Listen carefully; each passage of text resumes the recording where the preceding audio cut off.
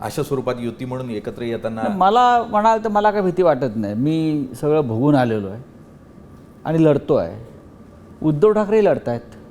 बरं उद्धव ठाकरेवरती प्रचंड म्हणजे इतके दळभद्रे आरोप करतायत हे लोक, बदनाम करतायत, प्रत्यक्ष केंद्रीय तपास यंत्रणांच्या धमक्या देतात. पण उद्धव ठाकरे काय गुडघे टेकायला तयार नाहीत ना.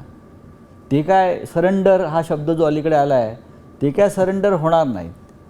आता मागच्या काही काळापूर्वी राज ठाकरे आणि त्यांच्या सहकाऱ्यांना सुद्धा हा त्रास झाला. हा त्रास म्हणजे शेवटी एक प्रकारे दबाव आणण्याचाच प्रकार असतो जो इतर देशातल्या राजकीय नेत्यांवर झाला. हा दबावाचाच भाग असतो. माझ्यावरती सुद्धा जो झाला हा दबावाचाच भाग होता. त्यातून काही निष्पन्न होत नाही. महाराष्ट्रामधल्या अनेक प्रमुख नेत्यांना हा त्रास झालेला आहे. देशामधले अनेक प्रमुख नेत्यांना हा त्रास झाला. अगदी केजरीवाल असतील, हेमंत सोरेन असतील, लालू यादव असतील, म्हणजे असं जे प्रमुख ममता बॅनर्जी आणि त्यांचं कुटुंब असेल, प्रत्येकाला झाला आहे. आता जेव्हा अशा प्रकारे तुम्ही तपास यंत्रणांचा गैरवापर करून राजकारण करता तेव्हा आमच्यासारख्या विरोधी पक्षांना हा संघर्ष अधिक तीव्र केला पाहिजे असं मला वाटतं.